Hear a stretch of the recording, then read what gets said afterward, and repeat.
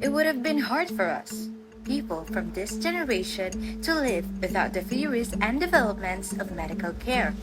I, Chris Aguinto from NU 101, will be discussing about the germ theory and the prolific scientist that has demonstrated a phenomenal impact to the medical field and to the world. John Snow, a physician from London, made a remarkable discovery in the mid 1800s that fundamentally altered how we think about diseases and how they spread.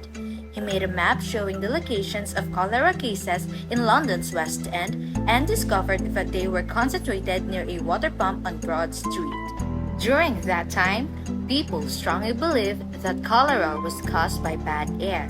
Fortunately, Dr. Snow has convinced the authority to shut down the water pump as it contains poison. Note that he didn't tell them that the existence of tiny microorganisms called germs caused this disease because germ theory was unpopular in that time. As soon as the government officials shut down the contaminated water pump, the cases of cholera subsided. It wasn't until Dr. Robert Koch discovered the bacteria that causes cholera in 1884 that Dr. Snow's efforts were deemed successful. Koch made it clear that a certain germ might cause a certain disease in the last decades of the 19th century.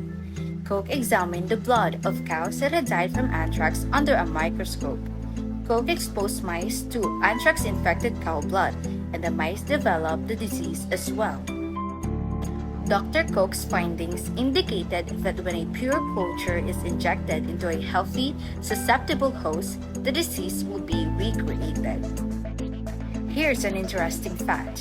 The term germs refers to the microscopic bacteria, viruses, fungi, and protozoa that can cause disease.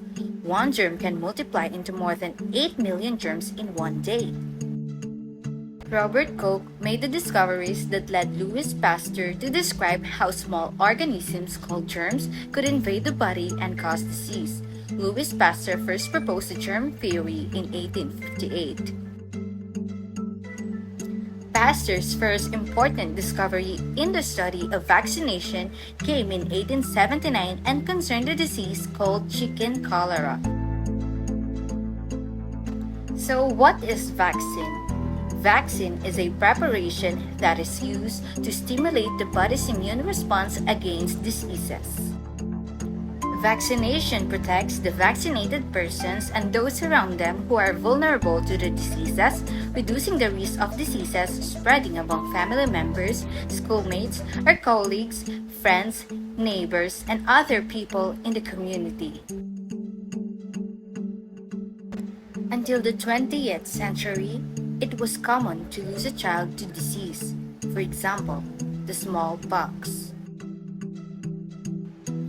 Smallpox causes blisters similar to chickenpox. Smallpox is easily spread through coughing or sneezing or through contact with contaminated clothes or bed linen.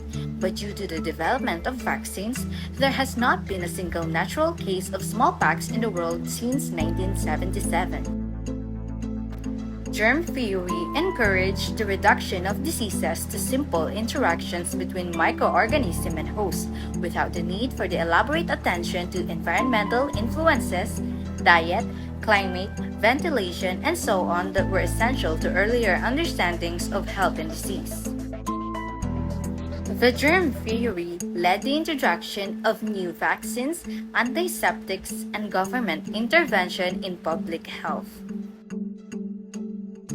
As an aspiring nurse, learning about the germ theory, the cornerstone of modern medicine and clinical microbiology, is essential because it is important for us to know what causes a client's disease. In application, we could easily rely on the principles from the germ theory when we encounter certain types of bacteria-causing diseases. In conclusion, the germ theory is important as it established the cause of many diseases, which led to their prevention and treatment, thanks to the determined scientists and microbiologists in creating this beneficial theory.